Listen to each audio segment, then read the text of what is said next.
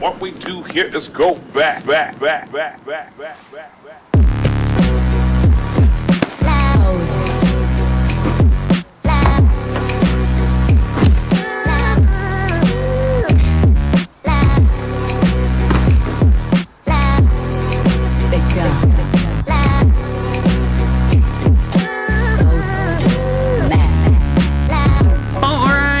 Welcome. If you're new to the channel, my name's Elliott and you're watching Rickety Ski Reviews. Today, we're introducing a new segment called Content Ski Patrol.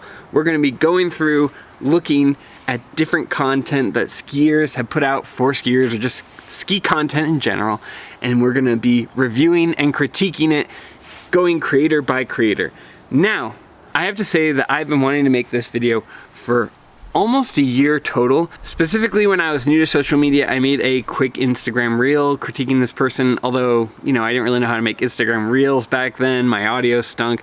So I'm gonna finally address it here. Now the person I'm gonna be talking about today is KJ Reed, however you wanna say it. This is a very popular ski influencer. He primarily has like backcountry powder skiing, although he does have a race background. I'm gonna give you a little bit of background and then we're gonna jump into my main gripe with his content. KJ goes also by Kevin. The way that I know that is that Kevin is a Dartmouth ski team alumni. I know that because I have friends from the Burke Mountain Academy program who went to Dartmouth. We have mutual friends from those programs. Kevin is originally from Canada. I believe he was even on the Devo team for a short time before Dartmouth. And his dad was an Olympic skier. So there's like a long lineage of ski racing. Now this guy creates content on Instagram, but he is originally a ski racer and a darn good one, because in the ski racing circuit, there's Division 1 and basically USCSA. USCSA is what Zach and I did. Division 1 is like the top tier. And then above that, you have people who are like on the US ski team. Division 1 then has like schools that are good and like that get ranked differently, but Dartmouth is probably the best overall Division 1 team. Being on the Dartmouth ski team is like a big badge of honor.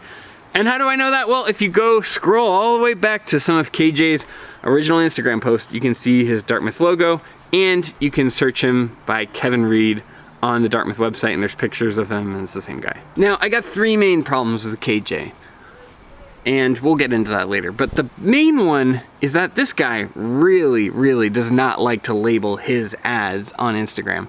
And this is something I've noticed. I believe I was watching an episode of Linus Tech Tips, and they were talking about how in Canada, you don't actually have to follow the same FCC regulations. But I believe a lot of these social media platforms have rules about labeling their ads. And I'm not a lawyer, but I do wonder, a lot of KJ's content is filmed here in America.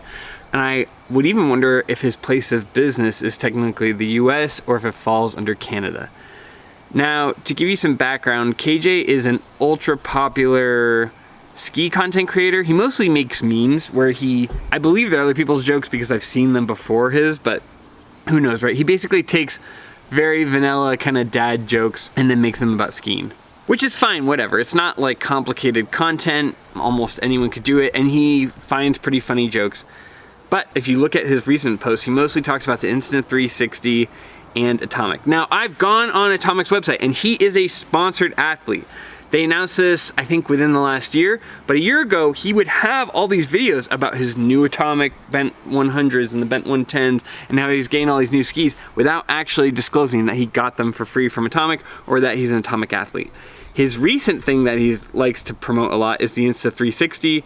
Here's one where he got the Shaun White edition of the Insta 360, and nowhere on the post does he say it's an ad. Whereas if you look at someone like Ted Rickety, here's a post I found where they're talking about Ritz crackers and Chips Ahoy, and they say hashtag ad.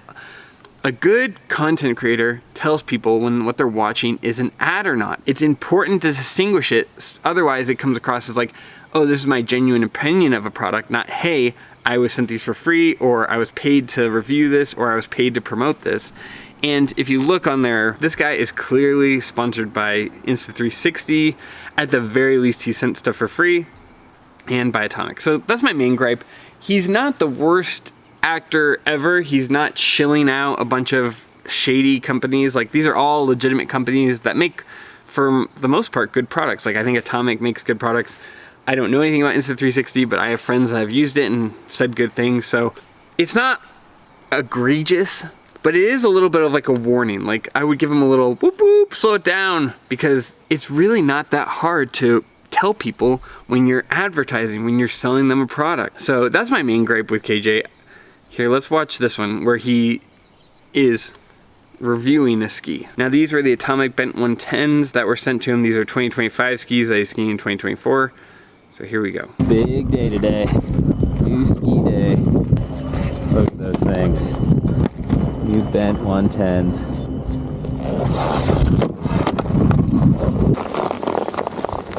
Those are some handsome skis. The 188 Bent 110s. See how they do. The thing I love about this ski is it's an awesome powder ski, but you can still rip groomers, hit jumps, do tricks on them. You can really do it all. The 100 is definitely a little bit more versatile, but does not ski powder nearly as well as this 110. Now, what do I think about his review of the Atomic Bent 110? Yeah, it's not egregious. It's fairly accurate. They are a very versatile ski. They do really well in powder. The do-it-all ski thing, I hate, because it's not a do-it-all ski. I mean, if I was looking for a daily driver, I'd go with the Atomic Maverick 88, and then if I was going with a powder ski, I'd go with the Atomic Bent 110. And I think KJ would agree with me. Why? Because he has the Atomic Maverick 88 Ti. In some of his earliest videos, that's what he's skiing on. Otherwise, this review is mostly harmless, but the problem with it is it's not a subjective ski review. He's sponsored by Atomic. He's not reviewing any other skis. He's not looking at anything else. He is simply like pushing this one ski and making a video out of it. I think anyone could make a ski review. I think the more variety of ski reviews we have, the better, because there are different ski styles, there are different things that line up. But if you're gonna do a ski review, don't be sponsored and paid by that company. And if you are going to, like Jens from Stomp Tutorials, he talks about only Atomic skis and he did a review. But you know what? He was perfectly clear about being sponsored by them and still managed to do a bang up job with his review. This is just like, yeah, they're pretty good, they can do it all, which they can't, and they do well in the powder, they're not as versatile as the 100. I mean, I guess it's short form content, so you're limited, and he didn't say anything wrong, but it's overly vague, right? And that's because he's sponsored, he's never gonna say anything bad. With the Atomic Bent 110, it's a great powder ski. I don't think I'd want to daily drive it. I want something a little bit more narrow. It carves pretty well, but if you're looking for something that's damp, it's not super damp. And the other drawback, if I was going to use it as a daily driver, which I would never, I give the ski a 10 out of 10 as a powder ski, but if you're going to say this is a do-it-all ski, let's talk about it. The Horizon Tech will get caught up on heavy, wet snow. It's a lighter ski. It's got that Horizon Tech that really keeps its flotation up above, but the drawback is if you were in cement, like heavy, wet snow, this ski gets hung up more than other skis. No ski is perfect, but that's a real review versus someone who's sponsored telling you how great it is. Also, speaking of which, these Pauster glasses, these were given to me for free, okay? But I reviewed them, and I'm gonna give them away to my kids or my wife. I don't care. These mean nothing to me, and I gave them an honest review, okay? But I'm telling you, you wanna know where I got this, huh? This is eBay.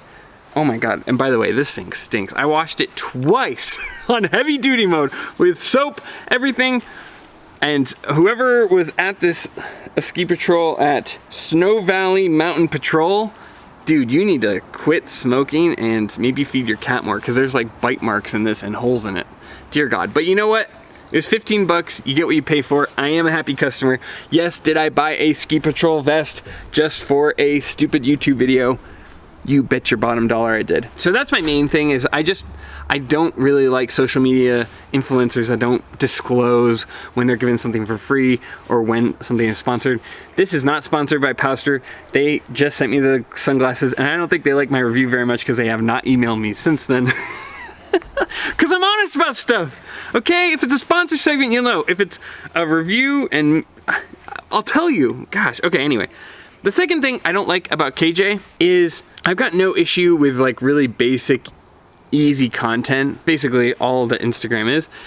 And to be fair, he's had a lot of success, so kudos to him. I'm glad to see somebody in the space able to make a living, able to make ends meet. You get that bag, man. I think that your content is pretty good.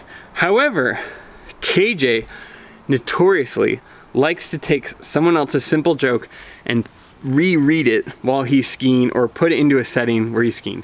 That's not a big deal, but it does come across as lazy. But the big issue I have is he'll pass it off as his own joke, and he likes to recycle content. 3 different videos that were posted almost a year apart, and sometimes he reuses the same footage in it. This guy will recycle his content to recycle engagement, which is just like, the content already was not that hard.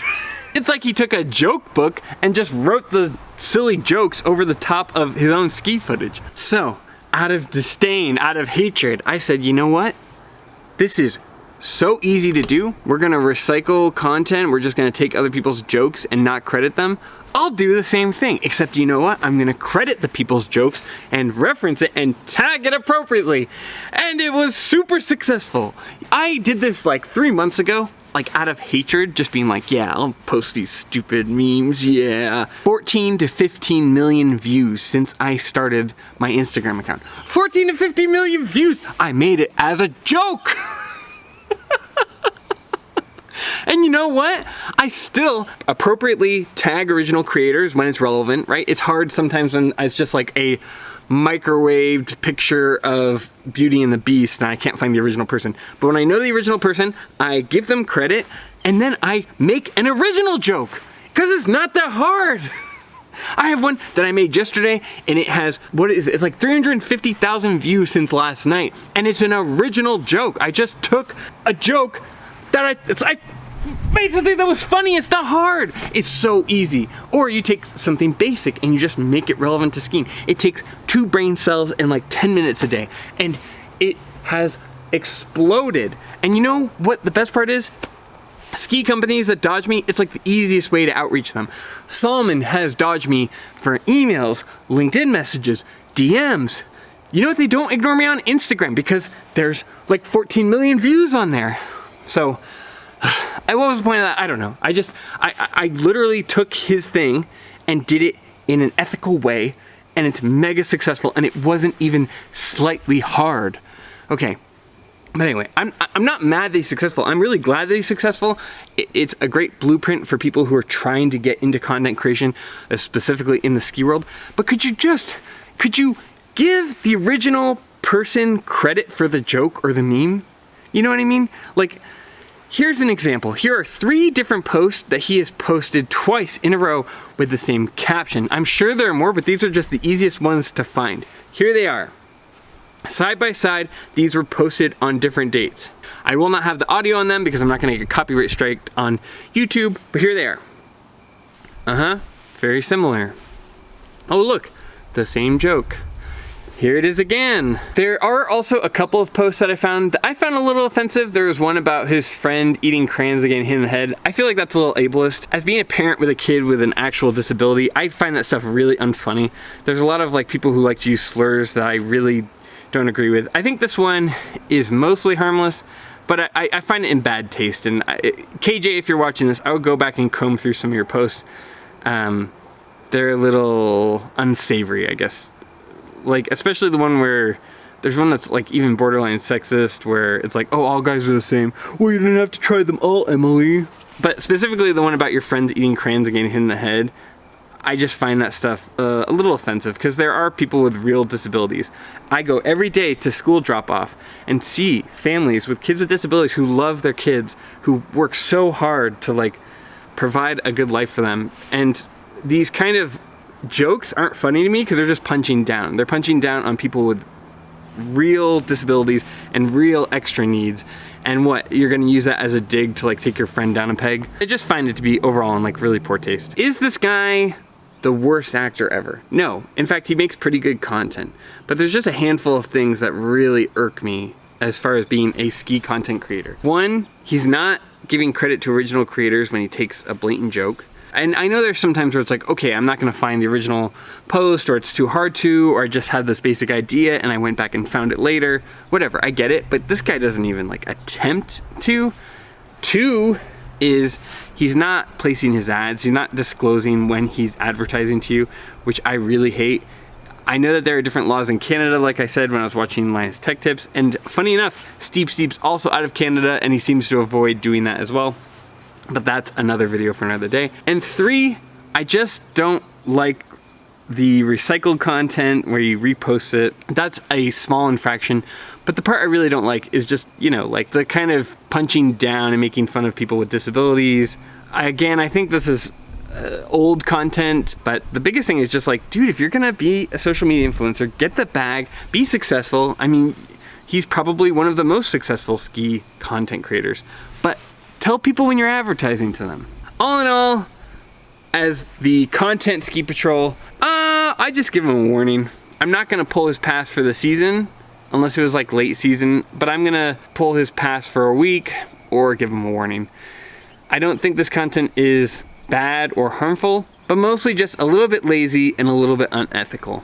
KJ, I have no hate for you personally. I don't know you personally, but if you're going to pretend to review something, if you're going to promote products, just tell people it's an ad. It's really easy. Nobody's gonna blame you. Nobody's gonna dislike it. You might not get the engagement you're hoping for, but it's better to be ethical than hit some arbitrary number. I've got no problem with people being sponsored. I think the products you're promoting are all overall good products, but just be more ethical with your endorsements of stuff. So anyway, that's the end of the video. If you like this kind of content, please consider liking and subscribing. As always, I'll have affiliate links down below. I have found some good deals recently. There is, funny enough, a deal on the Atomic Bent 110, but that's an affiliate code. I get a percentage, it goes to the channel, but don't buy it unless you actually want the skis. Watch my full review, see if that ski's for you.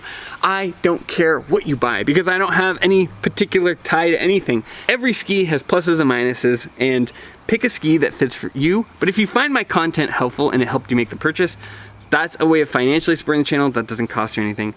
And also, let me know in the comments down below, what did you guys think of Content Ski Patrol, this $15 vest that smells like cigarettes and cat piss? Is it coming back? I have a few more on the list, but depending on how you guys like this video, how it does, we'll see if we do any more. As always though, more than anything, thanks for just being here. Thanks for taking the time out of your day to watch my content. It means a ton to me. And as always, I'll see you in the next one. See ya.